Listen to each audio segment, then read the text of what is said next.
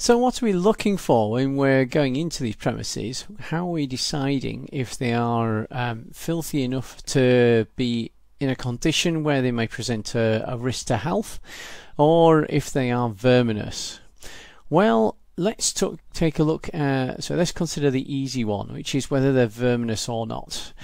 So for verminous, we need to have an infestation, which is a lot, numerous of these creatures, so more than one preferably, of these creatures living at the property. And so that might be insect pests, it might be arachnidae pests or relatives of the spider. So it can be, so if you've got insects, you've also got things that bite humans, such as ticks. You've got bed bugs, Semex lectularius. You can have fleas, but it doesn't necessarily, unless you've got a particularly severe infection, infestation, consider issues such as infestation of things like buck lice or wood lice or just common spiders that you get in the garden. So it needs to be things that bite humans or are very likely to transfer infection. So if you had clouds of flies in a property, then that may well constitute it being verminous, and that would usually be associated with it being filthy as well. And I'll come on to that in a sec. But really we are looking at collections of things that living at the property which will bite humans and may cause transmission of infection. So that can be things that are at the property that are infecting the existing occupier, or it can be ones that may spread from the occupiers dwelling into neighbouring dwellings. And this is where the crux of it comes.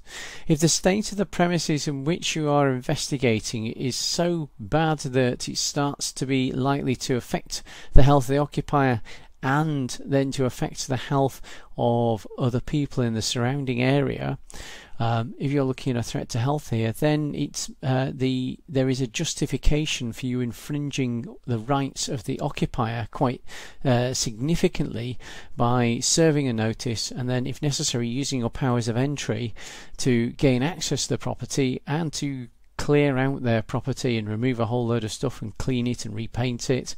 And all of this can be a real infringement on their civil liberties, so you need to be sure of that risk to health before you take action. If you've got rats or you've got mice at the property, straight away you've got a case for verminous premises. Very easy to deal with. So don't be serving notices if you've just got plenty of spiders about, or you've got flies for a short period and then they go away. You need to have some kind of persistent and problematic infestation. So if you're looking at whether it's filthy or not, then the key to think about this here is that hoarding is not going to threaten the health of the occupier. You can make a case that it's bad for fire safety, or that the weight of the stored items may be threatening the integrity of the structure of the property. But actually what you need to be looking for is putrescible waste. So that means waste which will rot. So what that means again is anything which is food or organic waste, or anything which is associated with bodily functions. If you're at a property and they've started storing feces or sanitary products that are used for women, or if they've started storing large quantities of urine alongside that feces, then you've got a case for it being filthy, and so filthy that it's going to impact on the health of the occupiers and potentially on the health of other people.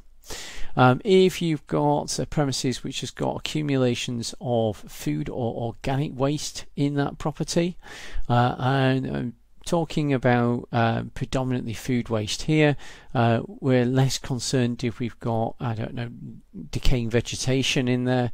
Then you're going to start getting mold growing. It's going to start attracting vermin. It's going to start attracting insect pests, and this is the same with the products of human origin, for human waste products. And so when you've got that, you've got a case where you could say that the property was in a filthy enough condition due to that large quantity of decaying organic food matter, that it was in a filthy condition. So what you can't take action on is hoarding using this legislation. If someone wants to live in a way in which they are hoarding, and yes, it is a recognised mental health condition, and you may want to signpost them to, or proactively refer them to outfits like Age Concern or Adult Social Services, in order to pass them on to see if you can get some help for them and their condition, then that's okay. But you can't use this legislation to clear away the belongings of somebody who's a hoarder, unless they're storing food and food waste, which is going off, or they're storing bodily products. If they're doing either of those, you can take action. If they're not doing either of those, and it's just, I don't know, teddy bears or old newspapers or electrical items or old cars, then you can't take action. Okay, so that's how you tell if something is filthy and if it is verminous.